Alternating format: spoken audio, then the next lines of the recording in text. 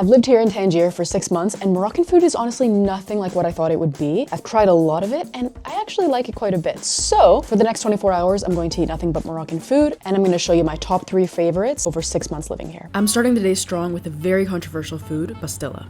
The debate is between chicken versus fish pastilla, and I'd say that they're actually completely different dishes. It's not just swapping the protein. Chicken pastilla is sweet with powdered sugar and cinnamon and kind of tastes like a sweet chicken pie, but I prefer the seafood one. It's filled with a spiced seafood noodle mix, and the best way I can describe it is like a massive spring roll. I came to this restaurant to have fish pastilla, but they only had chicken. So I'm gonna save that for later because fish for me is way better than, I don't really like the chicken one, the fish one I really like. So we're gonna save that for a separate meal. For now, I'm having Harira, which is a soup, a Moroccan soup. I've heard that it's used to break your fast during Ramadan. It's a very hearty soup. I can see why it would be used to break your fast. I can see it has little noodles inside. I see chickpeas. They also served it with an egg, which I've never had before. I've never had this soup served with an egg. Also with dates. I think I have had it served with dates before, but egg is interesting, I guess, for some protein. Oh, I see a little piece of meat, actually. I don't know what kind of meat this is. That's beef. One thing that I really like about living in Muslim countries is when you see meat that you don't know what it is, you know for sure it's not pork, because I don't like pork, so I kind of like that peace of mind that whatever I bit into, it's not going to be pork. This is good. It's not spicy at all. It's definitely seasoned, but it's not spicy. That goes for pretty much all Moroccan food. Moroccan food is not spicy at all. The egg, I don't know if the egg is supposed to go in the soup or if it's just supposed to be eaten on the side. It's hard-boiled egg, and it's really hard. Okay, I think I'm going to have to grab it with my hands. How about with a fork? Have some class here. It's really hard.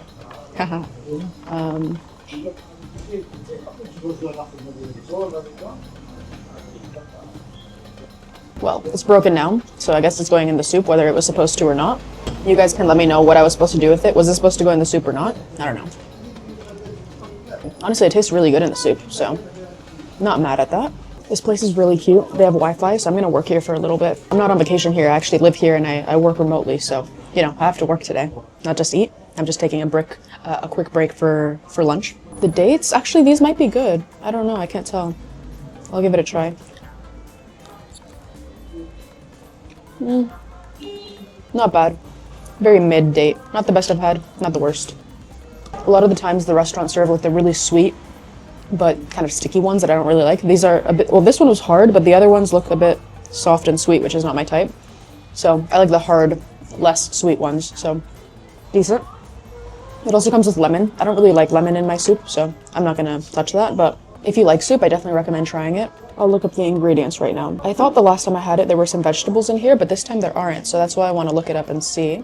Flour, there's flour in here. That's what makes it so thick. It says tomatoes, lentils, chickpeas, onion. It does say that in Algeria specifically, there aren't lentils, but in this one I don't see it either, so I don't really know. Next part of the meal is tagine, but tagine is really just the ceramic pot that the dish is cooked in. It could be chicken, beef, fish, vegetable. All of them are tagine. They served this when I went on a trip to the Sahara Desert, and everyone just kept finishing this over and over again and not eating anything else because this was just so much better than everything else. It literally is just meatballs, but for some reason tastes so much better. Oh, the sauce is amazing. If you think you've had meatballs before, you haven't until you've had this. Usually people don't eat this with a fork and knife.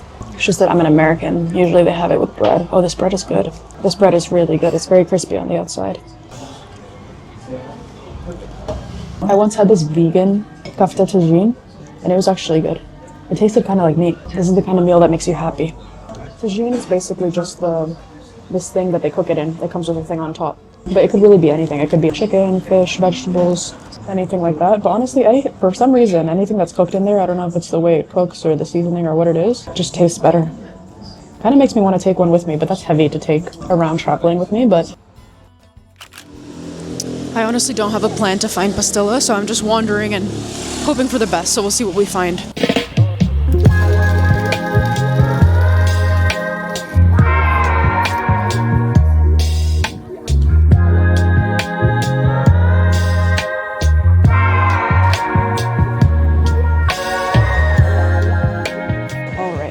we finally have the fish pastilla. I was just walking around on the street and I came across a big menu board. Decided to read it and they had pastilla, so very good luck.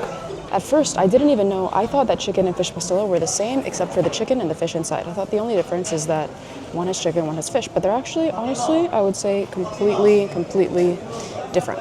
And this is, I feel like, a big debate is which one is better. I vote fish. The reason why is not actually because of the fish itself, because I'm not even a huge fish fan, but it's because of the way it's made. So the fish one, or the seafood one, has little noodles inside, which to me is the best part of the pastilla. Meanwhile, the chicken one just has chicken, and it's a bit sweet. It's a sweet chicken pie. I don't know. It's weird for me, but I'm already seeing that this one has noodles, so it's perfect. Just how I like it. This one's kind of overly fishy. It's a little too fishy for me. Honestly, if I'm being super honest, my favorite one is just the vegetarian one, because it's just noodles and vegetables inside. But they didn't have the vegetarian one here, and I feel like that's kind of wrong to like that one the best, so I'm not going to say that. Well, I guess I already did. This one just tastes heavy and chewy. I don't know. I don't really like it, honestly. I don't know if I want to eat all of it because I'm already kind of full, but I do not like the fish flavor. How bad is it to just not eat all of this? I just feel bad. I feel bad not eating it all, but it's not hitting the spot. Honestly, I might have to give up on it. I don't do this very often at all, that I don't eat something that I buy, that I order, but it is not hitting it for me. The pastry just tastes off. The fish tastes off. Disappointing. As I said, it's my favorite food, but this one in particular is really bad. I'm not gonna eat it. I'm gonna ask for the bill and wrap up, unfortunately. Hopefully other meals. There's one more meal left. Hopefully that one is better than this. Since I'm already here, I'm doing a little bit of shopping because I'm leaving in a couple of days and I want to pick up some last things before I leave.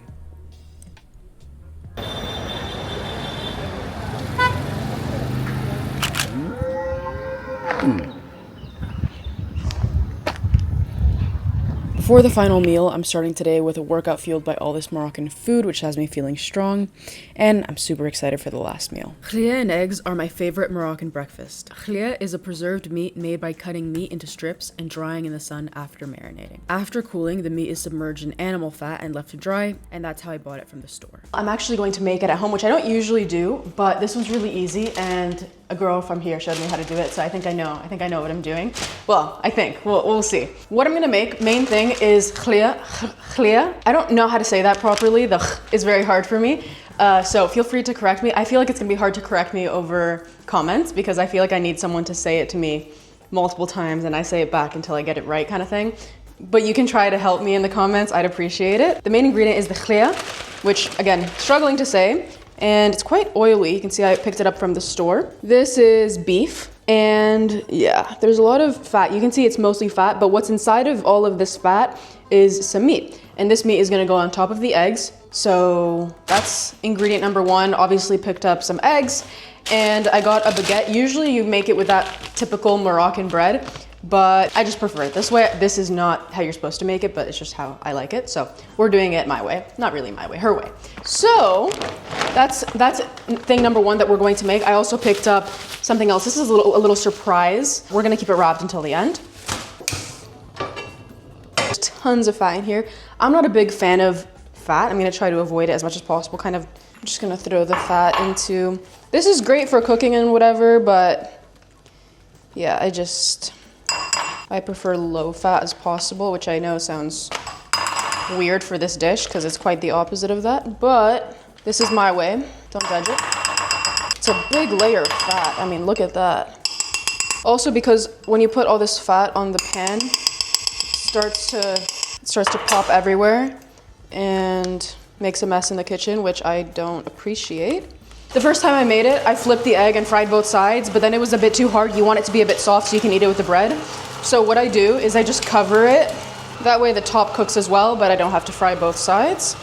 And that's pretty much it. For the other thing, the little surprise, I'm gonna put the surprise in the oven and I'll show you what it is later.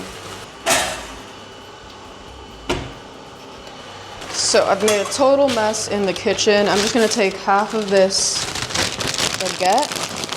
It's probably a little too much bread, but it's really good, so I'll take it. That's it. So it's really easy to make. The only thing is the Khlii. You can find it in the grocery stores here in Morocco. Outside of Morocco, I don't know how hard it is to find it, so I guess that's the only part that could be a little bit difficult, but here it's very easy to make. Yeah. A little bit overcooked, that's my bad. It is what it is. Also, I just noticed this, I didn't break up this khlii. It's being held together by all this fat, so I just want to break it up a little bit. This bread is a little bit, maybe I should have put it in the oven a bit, but anyway, it's fine. The meat has a very strong taste. As I said, I usually get the one that's in glass. I have a feeling I'm gonna like that one better. This one was in plastic and it just seemed a bit different. As I said, I overcooked it a bit, so that's my bad. Yeah, usually this is a little softer. I messed it up. That's what I get for trying to cook it at home. The meat.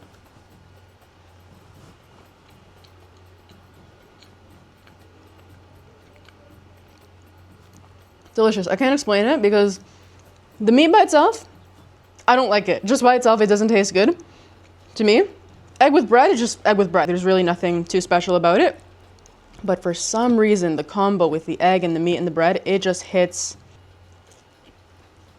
You don't need this much meat. I overdid it.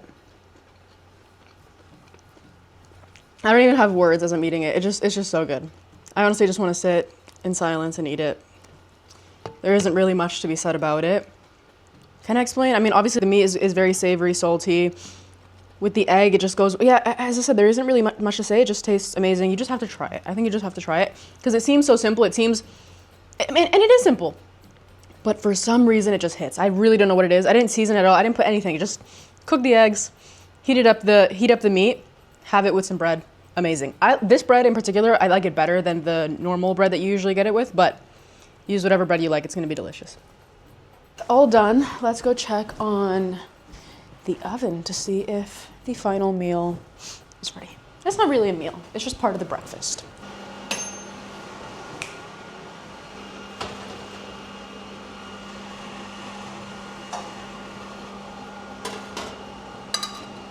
Everyone in Latin America knows the age-old argument, Colombian arepas or Venezuelan arepas. And today I'm bringing something new to the mix, okay? This is, I think the way you pronounce it is Harsha? I don't actually know exactly how to say it, exactly how to pronounce it, but it's very, very similar, okay? I've seen someone make it and you make it exactly the same as an arepa, the way they roll it up, press it down, same thing. Arepa is made with cornmeal, but this is made with semolina, so it's a little bit different. Also, they bake it and then they put it on the pan. Arepa, you just put it on the pan. So there are slight differences. I'm gonna tell you right now, this is better than a Colombian arepa, for sure. With an arepa, most people, especially in Colombia, you guys make it with water, okay? It's just water with cornmeal. If you're still having your arepas just cornmeal and water, I feel sorry for you. Growing up, this isn't the traditional way, but because my grandma wanted to make it more nutritious or have more substance, she would take the cornmeal and then make it with milk and eggs, and here they make it with milk. So this is very similar to the way that my grandma makes it, and it's superior, I have to say. So, it smells so good. So let's have it. I picked it up from a store nearby, a bakery sort of thing. You can see the inside. This one has olives mixed in. So yeah, with your arepa, instead of just doing cornmeal and water, you can add milk and eggs. My grandma always puts those are good. You can mix in cheese. It makes it amazing when it's integrated. Of course, you can just cut it and then put the cheese inside, but when it's just integrated with the masa, tastes amazing. Here they do olives. I'm very interested to try making an arepa with olives mixed in. I feel like it could be good if you like olives. What else? I mean, I think that's pretty much it, but I'm just saying, like I said, this is better than a Colombian arepa. They win, just so you know. So yeah, let's try it.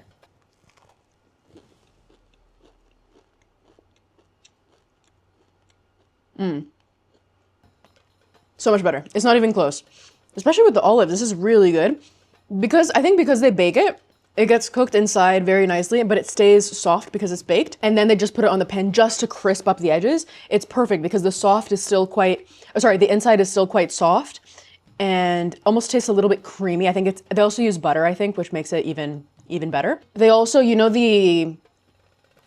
what's it called? Harina pan. What is it called? I guess flour, the cornmeal. After they assemble the harsha, I think that's how you say it. After they assemble it, they then sprinkle some more semolina on top. So with an arepa, I guess you would sprinkle the cornmeal on top and then cook it. So it gives it an extra crunchy outer layer. I'm just saying, they do it better. I don't know why the Colombians and Venezuelans are arguing when there's something out here that is just beating both of us. So.